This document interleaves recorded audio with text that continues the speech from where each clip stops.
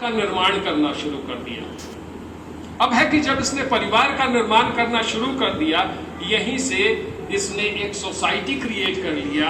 एक कहिए कि परिवार बनाया, फिर मोहल्ला बनाया, फिर ग्राम बनाया, फिर वो जिला बना, फिर वो राज्य बना, फिर कई राज्य बने तो देश बने, देश बने तो कॉन्टिनेंट्स बने, और इस तरह पूरे विश्व के में आज जहां भी है मनुष्य एक सोसाइटी में ही रहता है, ग्रुप में ही रहता है। चाहे वो आदिवासी हो, सुदूर कहीं ऐसे भी प्रजाति अभी भी पाए जाते हैं जो हमसे मिक्सअप नहीं होते हैं, लेकिन वो भी एक ग्रुप बना के रहते हैं, चाहे वो ग्रुप 20 ही आदमी का क्यों ना हो, 25 ही लोगों का क्यों ना हो। तो इस तरह से इसका विकास होता चला गया कालांतर में। लेकिन ये विकास की परंपरा तब आपको दिखाई देने लगी जब जो सोसाइटी, जो ग्रुप जितना ज्यादा डिसिप्लिन था वो उतना आगे बढ़ा, जो सोसाइटी जितना ज्यादा पिछड़ा था, जिसने अपने आप को जितना कम डेवलप किया, वो पिछड़ता चला गया। अब सवाल यह है कि ग्रुप को आगे बढ़ाने के लिए किन किन चीजों की जरूरत होती है या डिसिप्लिन की जरूरत होती है।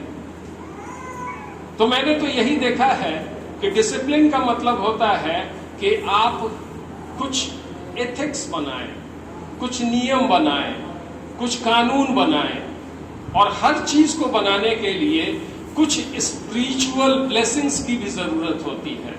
अगर आप में मानवता का भाव नहीं है तो आप मनुष्य ही नहीं हैं। आप एक जीव जंतु हैं पर आप मनुष्य नहीं हैं। और मनुष्य बनने के लिए, मनुष्य से महामानव बनने के लिए या मानव बनने के लिए, एक आम आदमी से इंसान बनने के लिए कुछ ना कुछ प्रयास करना पड़ता है।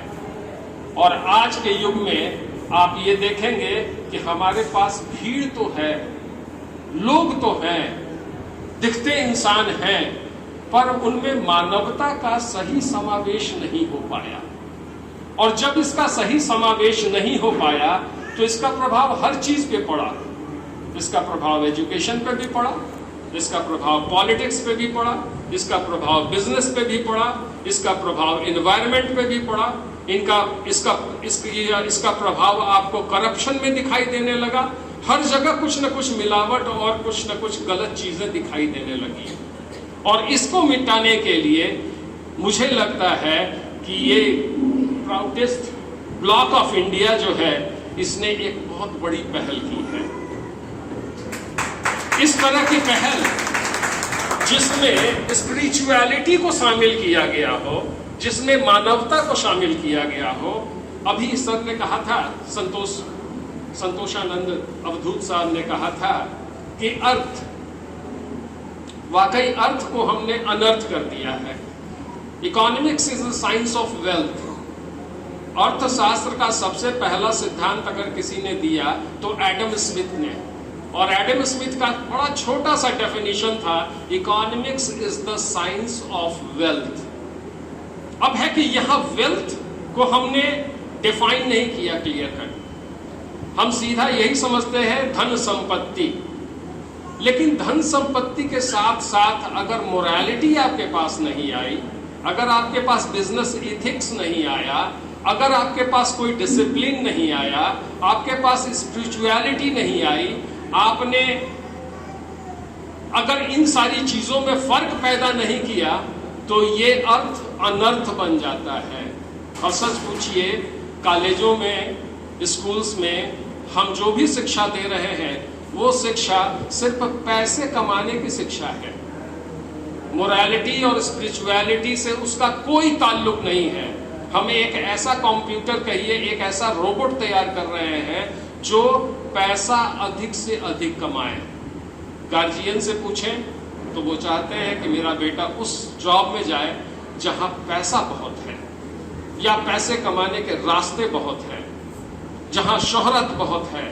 उनको इससे कोई मतलब नहीं कि इससे सोसाइटी को कितना बेनिफिट हो रहा है और कितना बेनिफिट नहीं हो रहा है।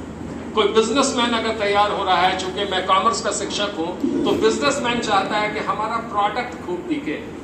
उस प्रोडक्ट का सोसाइटी पे क्या असर पड़ रहा है, उससे हमारा ह्यूमन जनरेशन जो है वो बेटर हो रहा फील कर रहा है या उससे उसको हानि पहुंच रही है, उससे कोई मतलब नहीं। वो सिर्फ पैकिंग और सेलिंग पे ही ध्यान देता है, वो ब्रांड पे ध्यान देता है, क्वालिटी पे ध्यान नहीं देता है।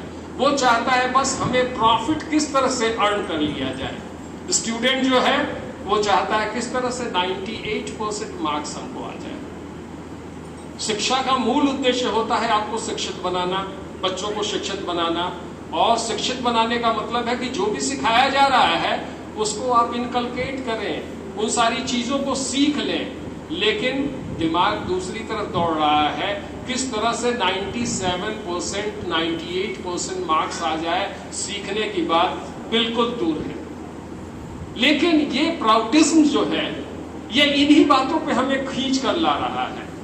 और मैंने देखा है, एक चीज मैं बहुत देख रहा हूं, ये नेचुरल प्रोसेस की तरफ जा रहे हैं। मैं शिक्षक होने के नाते देखता हूं और एक बिहार के प्रीमियर कॉलेज में होने के नाते मुझसे बहुत सारे गार्जियंस मिलते हैं। उसमें बड़े बड़े धन्ना सेठ भी हैं, ब्यूरोक्रेट्स भी हैं, पुलिस के भी लोग हैं, आम साधारण लोग के भी परिवार के बच्चे हैं।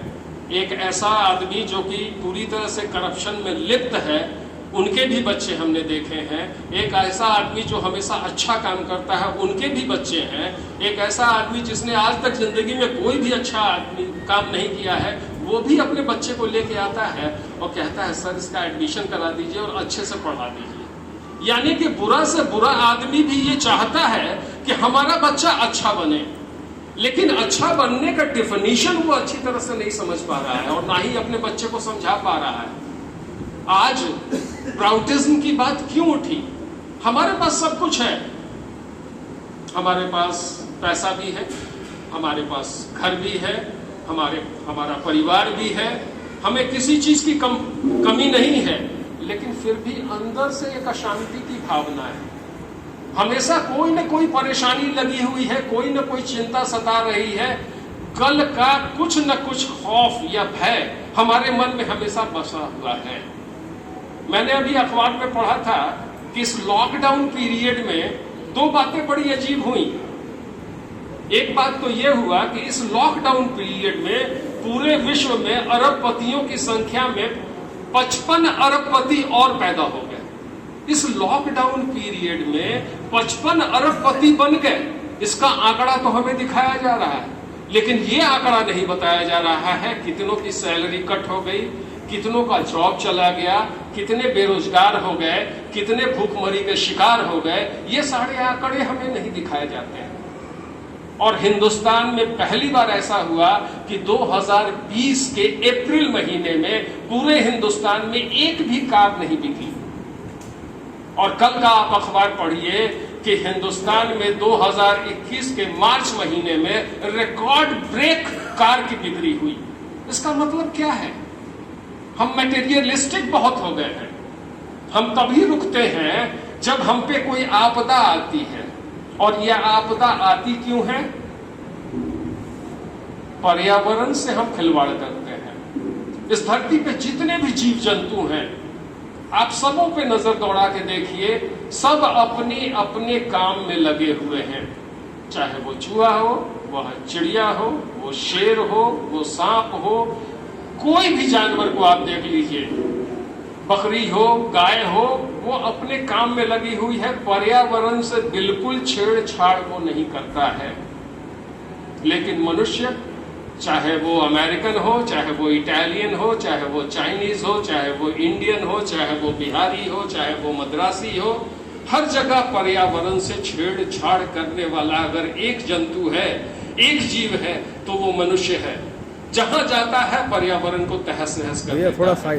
नदियों को बर्बाद कर दिया, मिट्टी को बर्बाद कर दिया, हवा को बर्बाद कर दिया, समुद्र को बर्बाद कर दिया।